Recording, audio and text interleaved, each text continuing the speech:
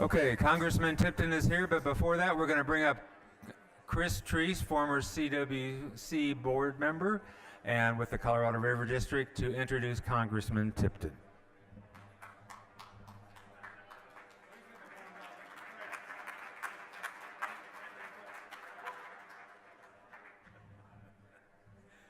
Good morning, everyone, and welcome to Rainy Vale. Doug Kemper allowed me to announce that with the rain coming with the summer convention, that we're going to repeat this week's summer convention next week, and the week after, and the week after, so long as it keeps raining. Okay, fair enough. We'll move it around. It's my pleasure this morning to introduce our congressman from the 3rd Congressional District. My appreciation to Doug for this honor, and for those of you who've been around the Water Congress for a few years, Doug said that I get to do this honor until I get it right. I appreciate that. Congressman Tipton's well known to the Water Congress.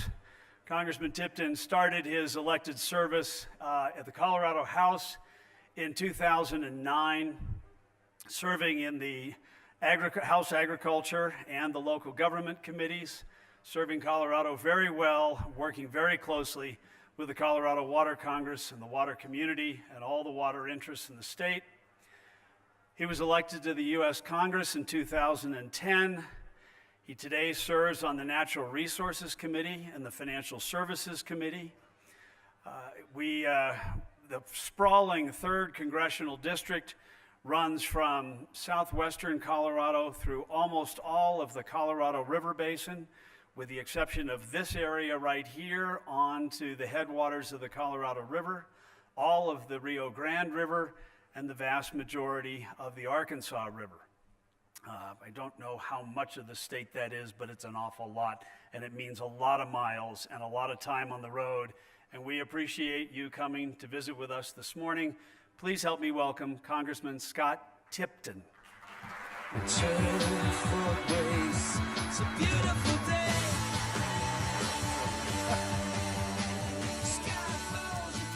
Well, good morning, everybody. It's a great pleasure to be able to be with you. Like a lot of you this morning, I walked out and I wondered what in the heck was falling out of the sky, but sure glad to be able to see it. You know, traveling through our district, as Chris was noting, and I know many of you are well aware of it, we've got 29 of Colorado's 64 counties, is 54,000 square miles of the state of Colorado, and told many of you I've had the opportunity to be able to sit down with some of our colleagues out of Texas, and I like to be able to tell them if we flattened our district out, we'd be bigger in the state of Texas. We've got a big area to be able to cover. But I do want to let you know that I appreciate all of the work that you do on something that is so fundamentally important, literally, to our state. Have the privilege to be able to hold a seat that an icon of Colorado, Wayne Aspinall, held. And when he made the comment that when you touch water in the West, it's literally the lifeblood of what we are and who we are in our state. For the 3rd Congressional District, obviously, for our communities to be able to grow, for our farmers, for our ranchers to be able to have the necessary water to be able to operate and to be able to put food on our tables, we can't overstate the importance of that.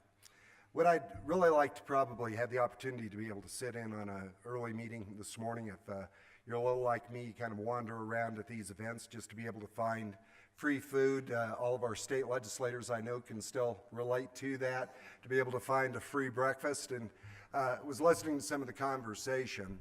And Jim Broderick, good friend out of Pueblo, has done an extraordinary amount of work on the Arkansas Valley Conduit.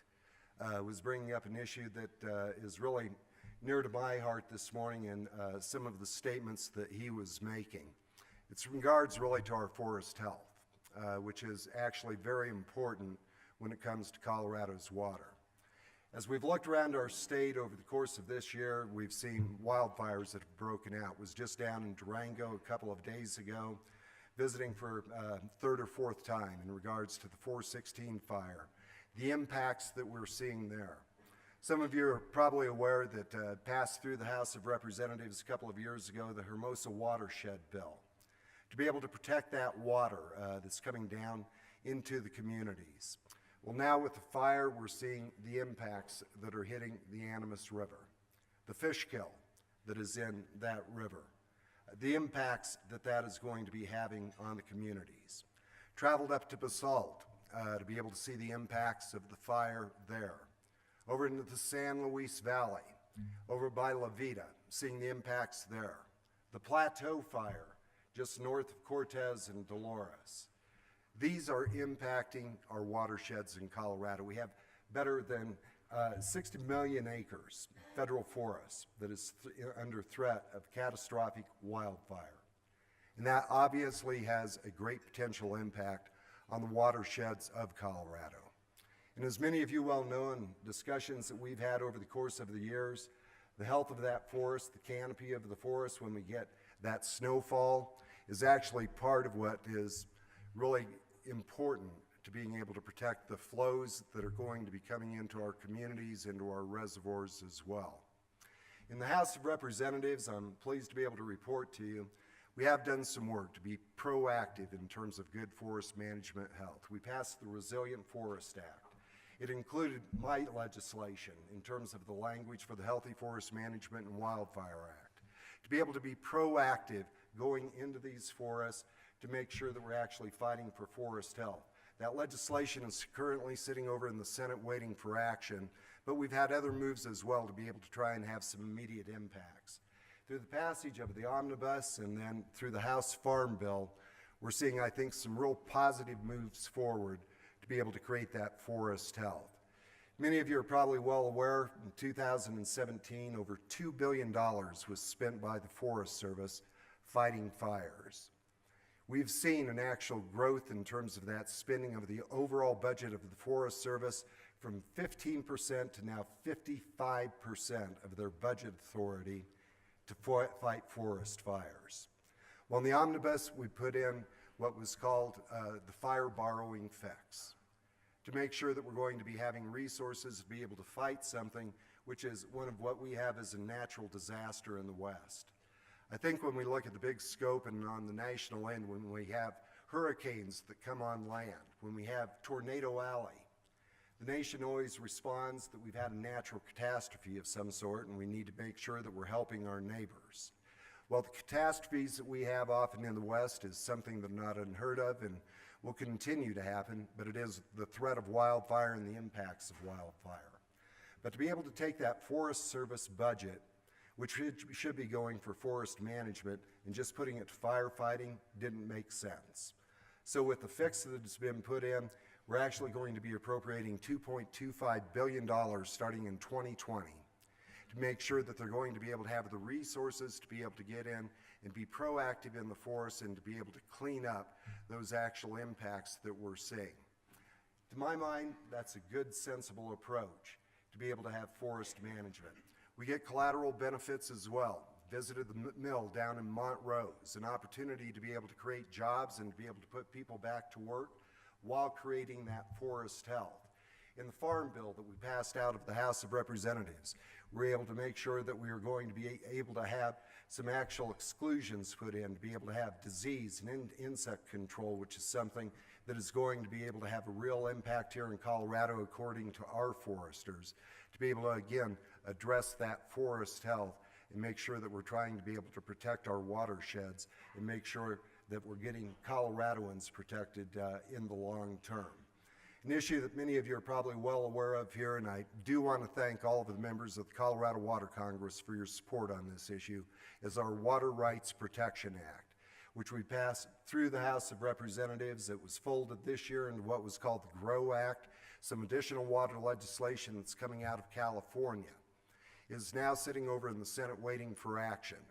But we've taken every measure possible to make sure that we aren't having those conditional uses of permit being accessed by the Forest Service to be able to take over something that was hearing conversation on this morning. Our priority systems, our private property rights here in Colorado, and our state law when it comes to Colorado water that we need to be able to protect.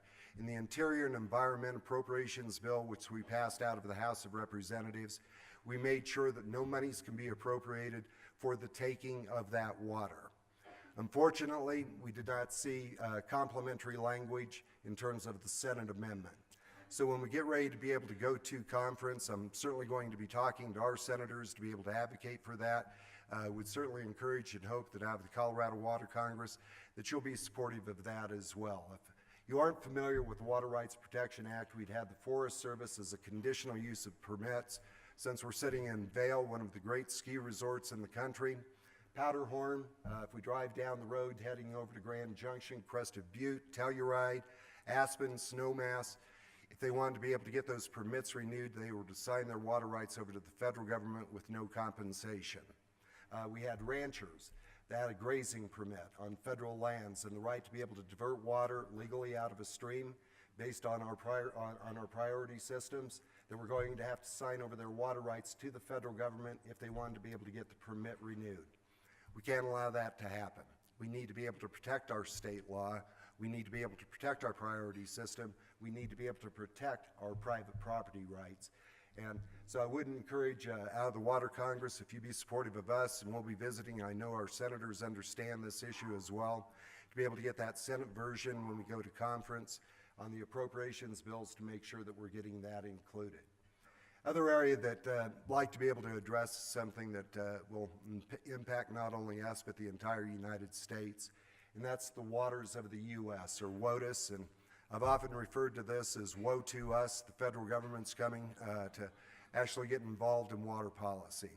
We'd had the Supreme Court refer this back to the Court of Appeals in terms of the rule that was put forward by the EPA in terms of WOTUS. We do have the applicability rule that is in place, which is going to be able to delay this for 2 years until such time that it's going to actually be implemented, until a new rule can actually be put into place. I think this is something that we continue to need to focus on.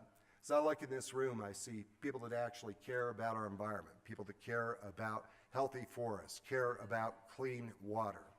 But having the federal government have a one-size-fits-all program to where dirt can now be labeled as a pollutant, the impacts on our local communities, on our state law, we simply cannot overstate. And so we're going to be advocating, we passed through the House of Representatives again, legislation to be able to eliminate the waters of the U.S. rule, to be able to return it back to that pre-2015 ruling until such time as a new rule can be put into place. Again, our Senate counterparts, in terms of their bills, have yet to be able to have complementary language, and when we do go to conference on those appropriation bills, we'll again be talking to our senators, and again would encourage the Colorado Water Congress, if you're of such a mind, to stand with us when it comes to WOTUS. I believe that our goals are ultimately the same, but the work that we see done in this room, people that understand the various basins, as Chris was going through all of the basins just within the 3rd Congressional District, and the complexity of that, to have the one-size-fits-all program and the interference coming in out of the federal government for something that our people understand, our people have worked on for decades to make sure that we're supplying good, clean water literally to our communities, is something that we need to be standing up for and standing together on, and we're committed to doing out of our office. You know, the last issue I think I'd like to be able to touch on is, again, something, and Jim Broderick, if you're in the room, just to show you I was paying attention to you, is in terms of critical infrastructure. I think every one of us understand when we see the numbers that are coming out now stating that we're going to see by 2050 the population in the state of Colorado doubling. Those are people that are all going to need water. People that are going to want to be able to take a bath, to be able to grow a yard, just for our communities to be able to operate. We need to be looking out the windshield in terms of water storage. We aren't going to be able to save our way, literally, even though that is what we need to pursue as well, making good use of the water. We're going to have to be able to store more water, literally, in the state. But it's all the delivery of clean drinking water as well. Arkansas Valley Conduit goes back to 1962. John Kennedy came to Pueblo, Colorado to be able to announce this.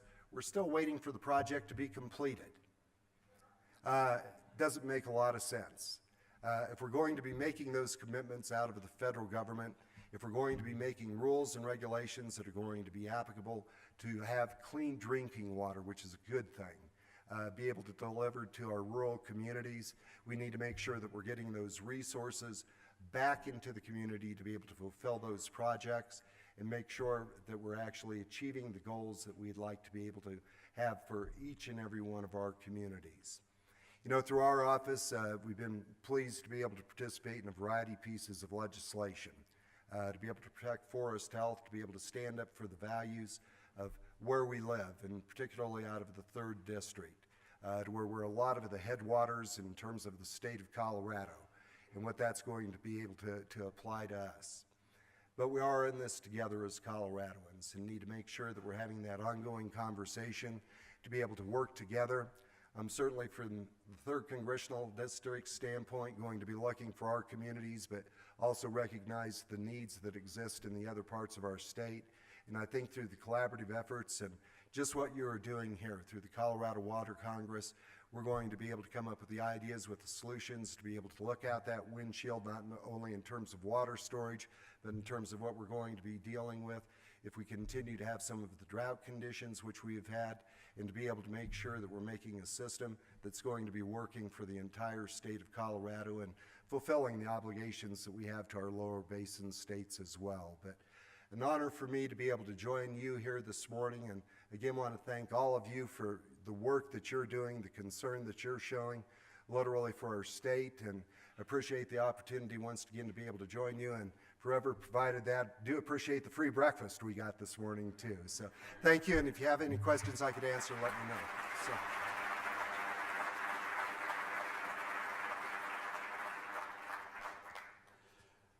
Congressman Chris Trees back here where you can't see me. I can't see you, Chris. A reminder to everybody in the room that you have some colored index cards on each of the tables. If you have any questions, write them out, please, and stick them in the stanchion as the centerpiece. We do have one question right now. Mr. Tipton, OMB has directed that the Department of Energy discontinue the funding that the Upper Colorado River and the San Juan River recovery programs have enjoyed for the operation and maintenance portion of the recovery program. What's your outlook for hope for all of us for a workaround or a change in that position by OMB? Well, and I know Mick Mulvaney well, had the opportunity to be able to serve with him, Chris, on the Financial Services Committee. And we appreciate their input, but that is actually Congress's job. When we're talking about the appropriations end of this, I think we've seen this in a variety of circumstances to where some recommendations have been made. We're certainly going to make sure that we're going to have adequate funding to be able to fulfill the commitments, the programs that we've put into place. If I drop back, just as an aside, back to the Arkansas Valley Conduit, if we look at that as an example of a failure to be able to provide some of the resources in terms of being able to fulfill commitments and projects which are going to be good for our state, good for the West, we are going to advocate for that, and I think that we will see some positive turnarounds in the appropriations process. Thank you. The next question thanks you for your support for forest health, your mention of forest health. And it's an opportunity for you to defend the GOP, apparently. Why is the Republican Party so opposed to researching climate change and the possible contributions and impacts to forest health? On a personal level, I have no problem having research. We need to make sure that when we're talking about that research as well, I always think it's really important that we do have transparency. Here's something that I found interesting. See, several friends that have had the opportunity to be able to sit in on some of the hearings, and you'll have proprietary information which is being used to be able to make legislative decisions. I think that needs to be transparent. We need to make sure that we are looking at real science, we're looking at real conclusions to be able to draw real solutions to be able to address those challenges, and have no problem at all having those scientific studies that are going to be conducted, and I think a lot of my colleagues concur with me on that. Thank you. I have a question. The The Farm Bill, well, let's see, starting back to the omnibus budget bill for for the remainder of this fiscal year, addressed fire borrowing, and that was welcomed by everybody. The fire borrowing and the categorical exclusions that were included in that didn't include what they call fire regimes 4 and 5, which are most of the forests in the Rocky Mountain West. What's the outlook, as you hear, from in the Farm Bill for addressing the fire regime, their exclusion of fire regimes 4 and 5 from the from the workaround that was in the omnibus bill? Well, and we'll be optimistic. We do have that on the House side for fire regimes 4 and 5 for the insect and disease control, to be able to have that included. And well, certainly we are in conference right now, the House and the Senate are, in regards to the Farm Bill, to be able to advocate for that, and good messages for us to be able to take back to our colleagues that are on the conference committee. So I'll be optimistic that we will be able to see that be able to move forward, and hopeful. It wasn't in the omnibus, but it is in the Farm Bill on the House side. Thank you, and thank you for your attention to that important issue. Yeah. Can you bring us up to date on where we are in the much discussed, at least in Colorado, move of the BLM headquarters out to Western Colorado, or to Colorado? Western Colorado, we like to be willing to tell you exactly where that's going to be. Okay. Well, I'll tell you, if we can get it in the 3rd district, I'm all in favor. Grand Junction has made some great moves in terms of advocating for it. Had an opportunity to be able to visit with Secretary Zinke for the BLM move. Just testified before a Senate committee a few weeks back that they are in a 6 to 8 month process of determining a location. They've got some criteria in terms of housing costs and access issues. And I think that we're seeing some very positive moves in terms of relocating the BLM to the west, about 400 employees that would be able to come out. 90% of the land that they administer happens to be out here in the west. It's, to me, a sensible thing, and I think that Secretary Zinke, and they've all actually in their budgetary process appropriated the funds to be able to have that relocation. So I'm encouraged to be able to hear that they are conducting the study on the site, and we do have a specific location in mind. That'd be great to be able to have it here in the 3rd CD.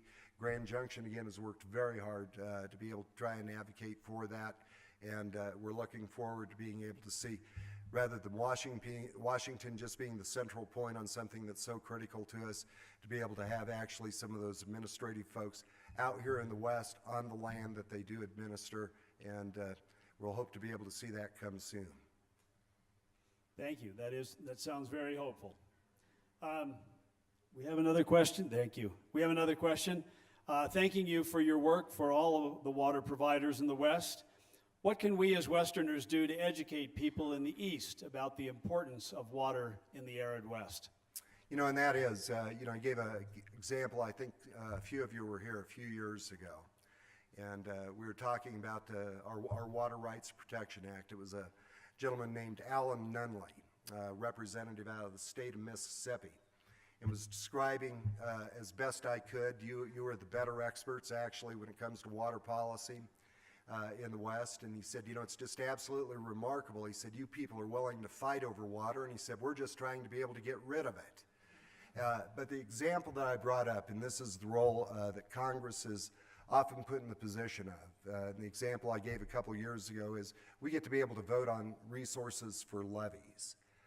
We don't have a lot of them, particularly in Cortez, Colorado. I think we have none that are in place. But that does impact when you're down in New Orleans. And so them being able to educate us on their issues and how a congressional vote is going to be impacting their part of the United States, it's part of our job to be able to advocate. I'm the vice chair in the Western Caucus, which is a collection of Western legislators to be able to advocate for our issues. And one of the prime things that we actually do, Chris, is consistently talk about the importance of water policy in the West, the importance of water for our communities to be able to grow, and to be able to express something that a lot of folks back east simply can't get their arms around, the limited supply of water that we have certainly in the West and how that impacts our communities. And so it's an ongoing conversation, and pleased to be able to report, if we look at the Water Rights Protection Act and several other pieces of legislation that we've had, we've been able to now get some of our eastern counterparts to be able to sign on as co-sponsors to that legislation. And it's all part of advocating for our communities, and we're going to continue to make sure we're standing up for them. Thank you, and thank you for your continued work in championing the Water Rights Protection Act. Thank you, Congressman, for joining us today. You honor us by being here. Thank you for the travels that necessary to get here. I understand that you have to leave shortly after this, so we'll conclude here with a wild round of applause. Thank you, guys. Good to be with you.